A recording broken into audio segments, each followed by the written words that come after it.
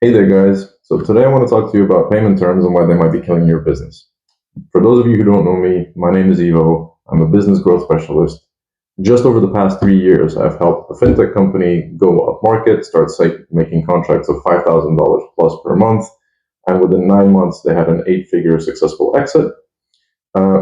Another manufacturer approached me to set up their direct-to-consumer strategy and their e-commerce platform, which we did within 9 months, and we grew their revenue by 7% overnight, but their bottom line grew by 15% because the margins are much better in direct-to-consumer. And for a company making 25 million revenue per year, that was a significant chunk for their business and cash flow. And last but not least, online marketplace that was struggling for growth, even though they had grown over 100% year on year for the past 2 years.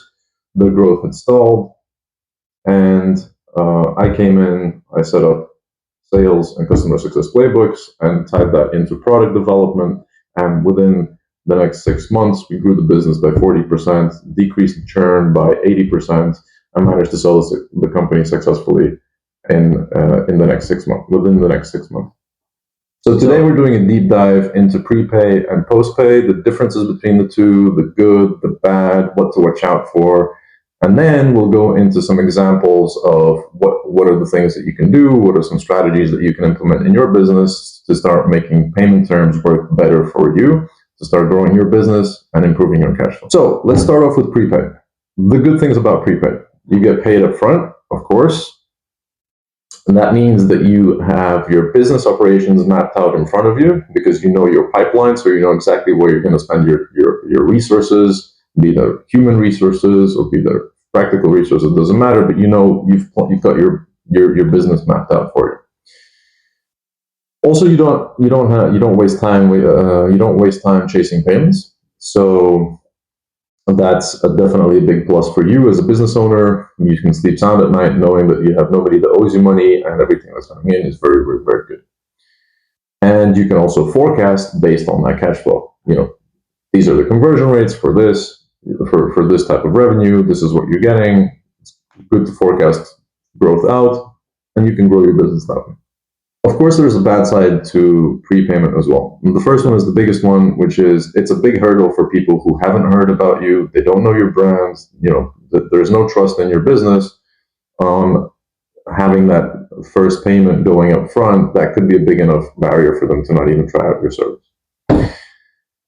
Second one is not all businesses are made for prepayment, especially where you don't know what the budget is going to be. So think anything that's offline. So for example, if let's say construction, right? You start off with one budget, but then as you go in, it might balloon or it might actually be lower depending on what it is, what are the works that you're doing, right?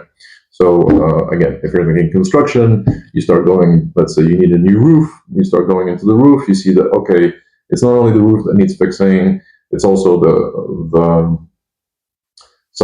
there's like mold in the wall or whatever it may be, and then you understand that the project is becoming bigger.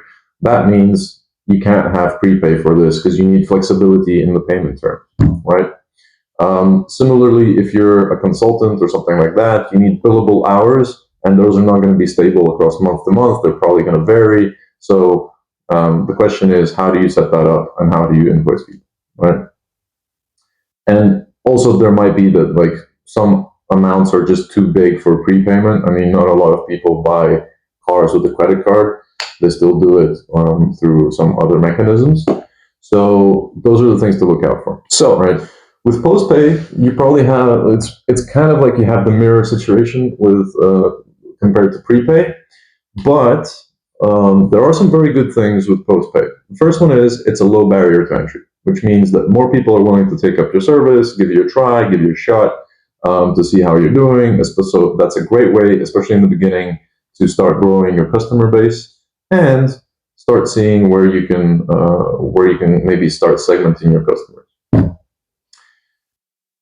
Second thing is it's a great solution for projects where you have payment fluctuations, so number of hours or number of people that are contributing to the project, or there's some tasks there's some heavier tasks in the beginning and then some softer tasks in the end, and you need some flexibility to change around They invoice month to month, depending on the work that's been done. And the last thing is there's no cap in terms of how much you can charge, right? So you can issue an invoice for $5, or you can issue an invoice for 5 million. It doesn't really matter. You decide whatever it is that you want to do. Now, of course, with postpay, there's a few bad points as well. So again, kind of the mirror image of what prepay does good is what postpay does bad.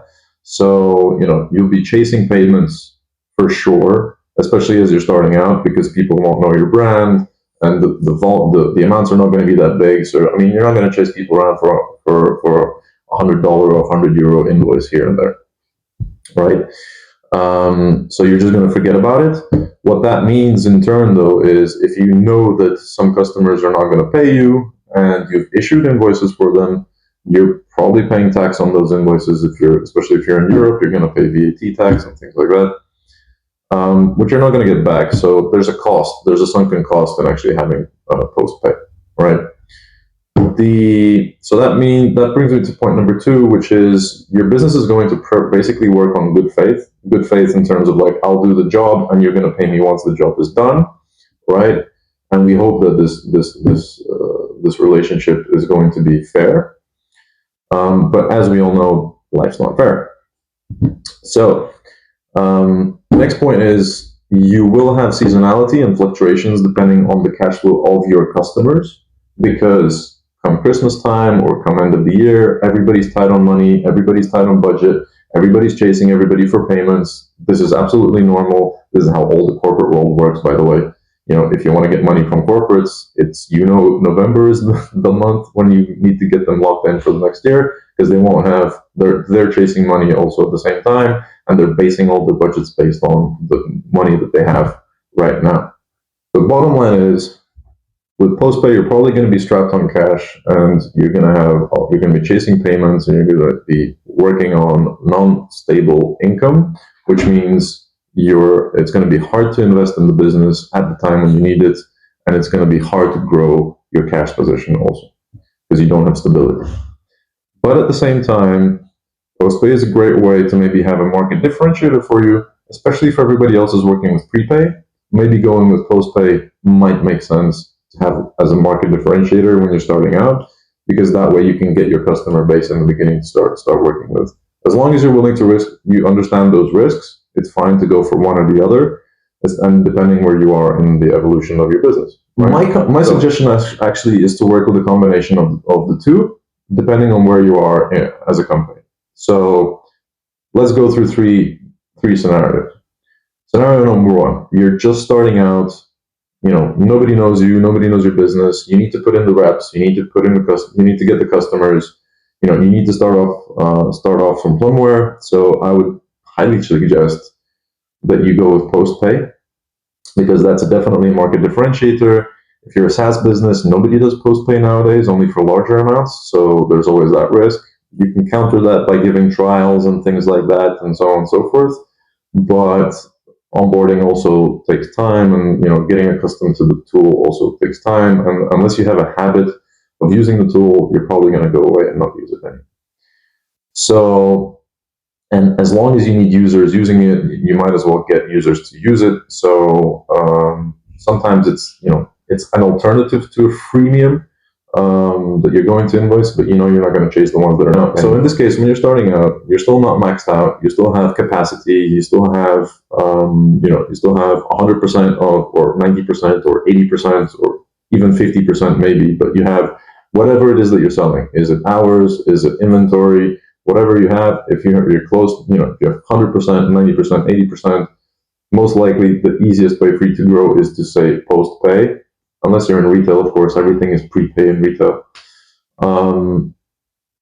But you start off that way. You start getting customers. You start getting customers that pay you, and the focus on you as a new business should be on getting returning customers as soon as possible. The only way you can do that is by providing some value, providing some trusting in them that they'll pay you. The ones that do, try to get repeat business from them all the time. Okay, so scenario number 2 is you've been around for a while, you have a nice mix between leads coming in and returning customers. Word of mouth is working a little bit, and you have this nice mix. Maybe at this point in time, what you want to do is your focus should be as a business to getting more and more and more returning type of customers, right? So maybe to filter out the ones that are like not there with you at all from the very beginning, they don't trust you or they don't trust the sector or whatever it may be. Just filter. If you have recurring customers, you can start filtering out the ones that are not serious about it, and then focus really on the ones that are serious about implementing whatever it is that you're teaching or selling or whatever it may be. And then you say, look, for people that are for new customers that are willing to work on prepay, you give them some guarantees. Either it's a guarantee in terms of securing specific slots, if it's training, or getting them higher up the queue in terms of like who you talk to first. These kind of things you can play around with and basically set priorities for new customers. You can still have leads coming in that work on postpay, but you're just going to be lower in the pecking order when it comes to us actually closing financial commercial relationships. And the third scenario is you've already built a great name for yourself, you've great business for yourself, and you've started working, you're working with recurring customers, your customers are paying you well, you know who your customers are, and you have a constant flow of new leads coming in, either from word of mouth or from advertising or for whatever, but you're maxed out, right? Like, if you're at that stage, you have all the cards in your hands, which means what you should be doing is you should be looking at like, okay, my existing customers, who are not paying me? The ones that are not paying me, kick them out because they're not paying you. And new ones coming in, because there's a lot of them and there's competition between them, what you can tell them, you can say, hey guys, we're only working with prepay. Who's willing to work with prepay? You're going to have some that are going to say, naturally you're going to say, no, we're not going to work that way and we're just going to leave. Or you're going to be stuck with the ones that want to work on prepay. Now, if there's still more of those than you have capacity, guess what? You can go back and negotiate with the ones that you already have, and maybe you want to switch them around, or maybe you want to increase the price, or whatever it is. You have all the cards. You've managed to get to a place where you're the king, and you're king, and that should follow as king of cash flow, which means change the payment terms for everybody. I know that's kind of theoretical, vague, and things like that. So let's go through two specific examples of two different types of businesses. One is kind of like an offline, in real life type of business, and the other one's like a digital business. So let's say the in real life. So let's say the in real life business is a co-working place, right? So you've either rented a building, or you've bought a building, you've fitted it out, you've got co-working places, either hot desks or specific areas dedicated to specific sizes of business and whatever it may be. And you start off with, nobody knows the building. Nobody knows what to expect from the building. What's the smell of the building? Are the neighbors noisy? How fully packed is it? What's happening with transportation? How easy is it to find? How good is it in terms of security? All these kind of questions they're up and about. Nobody knows you. There are no reviews. So it's very hard for you to get customers in, right? Especially when you have competition that has all of these things figured out. So one of the ways that you can deal with it is you can play with payment terms, right? You can say, hey, guys, here you can pay as you go, for example, right? There's no constant pay. You only come in, you pay for the hours that you spend here, or whatever it may be in that way. Or there's no deposit, or there's no lease term, right? It's unlimited. You can stay as long as you want. You can cancel at any point in time in 30 days. You can play around with all these different type of payment terms to start getting people coming in. Now, once people start coming in, they start liking the place. You start getting some kind of, an attitude from, you get an understanding of which customers are repeat customers, who's staying for a long time, who are the troublemakers, who are the guys who are the nice people, and these kind of things. And then maybe, you start getting good reviews. People start talking about the building in the city or in the town or whatever. And you start getting a nice influx of cold leads coming in through the door as well. Then maybe you can start working on like, okay, great, for people who are willing to work with subscriptions or with prepay, and they want to secure a desk. They always want to have a hot desk available if they come in. These kind of things. You start giving things and options for prepay type of customers, and they'll start paying you. And then you have a premium customer that's paying you up front, and you're hunky-dory. And then last but not least, once you've reached basically full capacity and your building is, it's full of people. How can you grow in this case? Well, there's only one way you can grow. You still continue creating the competition within your building because people want to live there. They want to work there, sorry. And and based on that, you basically create, you're creating your own supply and demand scenario where you have more demand for the supply that you have, which means you can continually upgrade the price to your existing customers, or you can get new customers in if you know the old ones are going to leave, or you can change your hot desking to something different, or whatever it may be. You can decide. But once you get to that spot, don't waste it. Use it to improve your cash flow, because cash flow is the thing that will help you every single month and every single time. When you run into trouble with cash flow, you're gonna be stuck. Now, for my second example, I wanted to bring up like a digital ad agency or something similar, a similar type of business. It's easy to start off with. You're selling your skill set, basically your know-how, your time, also at the same time, right? So it's very easy to set up, very quick to do. But the problem that you're gonna have in the beginning, nobody trusts you, and nobody's gonna pay you up front. Okay, so you start off with post-pay. You start getting customers in. You start doing them some work. You start getting your portfolio. You start showcasing your portfolio to other companies, and that way you start growing. Similarly as the co-working, right? Get the first customers through the door. Give them the easiest payment terms that you can. Start, doing the reps, doing the hard work, and then you can start working on payment terms. Then once you have some customers, some word of mouth, these kind of things, so on and so forth, you can start thinking about like implementing some things that are like prepay, right? So for example, if you've got an ad agency, you might say, hey, listen, we've got a lot of customers coming through, but there's a way for you to prioritize your business for us, which is you can buy this virtual audit for like, I don't know, $100 or $200 or whatever it may be. 200 euros if you're our European friend. So you start off with that, and then you start people paying you up front for work that you haven't done, so you can map out what you're going to do for them in the future, right? So you start preparing also everybody you're starting to prepare your customer base that you're going down this route, that you're pre-planning your working hours months, even quarters ahead, okay? Once you have that dynamic, you have something very powerful to play around with, because you say, dude, I'm busy for the next 2, 3, 4, 5 months. I can put you in there, but for me to put you in there, you have to commit now. And that means either paying a retainer or paying like this audit thing that I was talking about, whatever it may be. You can also go with the retainer option, right? So if you have an ad agency and you're like, we need to hire more people, we have customers waiting for us, and so on and so forth. Next quarter is going to be about growing people and getting more professionals through the door. That's fine, but get customer to have to secure those customers and to know that they'll actually be there once you've hired more people.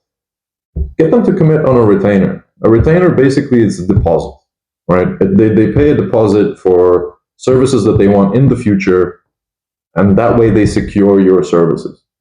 And that's a very powerful relationship to have with customers, because once you get into that is super trustworthy. And other customers that see that you have retainers and the people pay you those retainers means that you're doing something good.